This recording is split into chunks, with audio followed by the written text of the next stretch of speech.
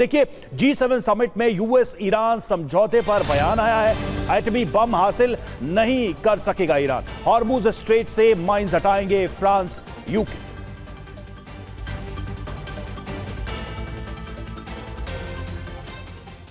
तो G7 का ऐलान, एटम बम नहीं बनाएगा ईरान। देखिए ये लाइन अभी भी बरकरार है।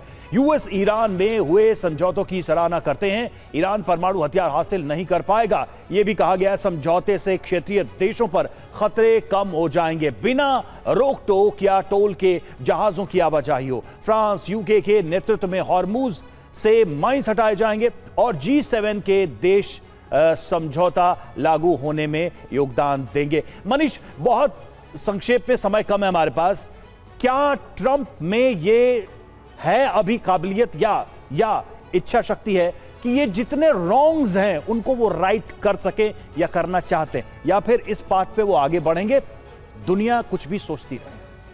देखिए, मुझे लगता है कि अमेरिकी हेजेमनी खत्म हो चुकी है और ईरान के मामले ने दरअसल इस पर मुहर लगा दी है।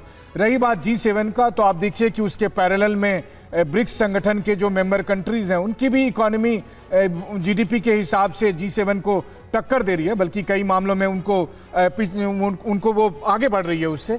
तो ऐसी स्थिति में मुझे नहीं लगता है कि प्रेसिडेंट ट्रंप में या कहें कि अमेरिका में आज की तारीख में वो दमखम है कि अब वो ग्लोबल ऑर्डर को लीड कर सके। और यहीं से इस G7 का कहें या फिर वेस्टर्न, जो गलतियां हो रही है उसको करेक्ट करने की स्थिति में तो है अभी ट्रंप। करेंगे नहीं करेंगे ये बात।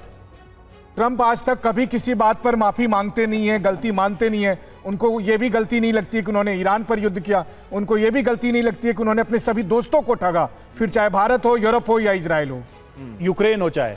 बिल्कुल, क्योंकि यूक्रेन को भी फंसा के वो निकल रहे हैं। और आज जब ये बैठकें चल रही थी, कई सारी ऐसी तस्वीरें समीर आई, ऐसा लगा कि वो ज़ेलेंस्की की तरफ देखना तक नहीं चाहते हैं। मतलब बहुत ऑब्वियस करते हैं। लेकिन ईरान वो अपने बॉडी लैंग्वेज के फ्रंट पर मुंह की खानी पड़ी है और ईरान ने जिस तरह से अमेरिकन दबदबे का मुंहतोड़ जवाब दिया है, उसके बाद से ये कहा जा रहा है, जिस बात का मनीष भी जिक्र कर रहे थे, कि अमेरिकन हेजेमनी जो है वो दरअसल अब बरकरार नजर नहीं आ रही है। और अब एक यहां से मुमकिन है आने वाले वक्त में एक सिलसिला शुरू हो और अमेरिका की दादागिरी को खत्म करने के लिए कोशिशें हो। दुनिया के और भी देश आगे आए।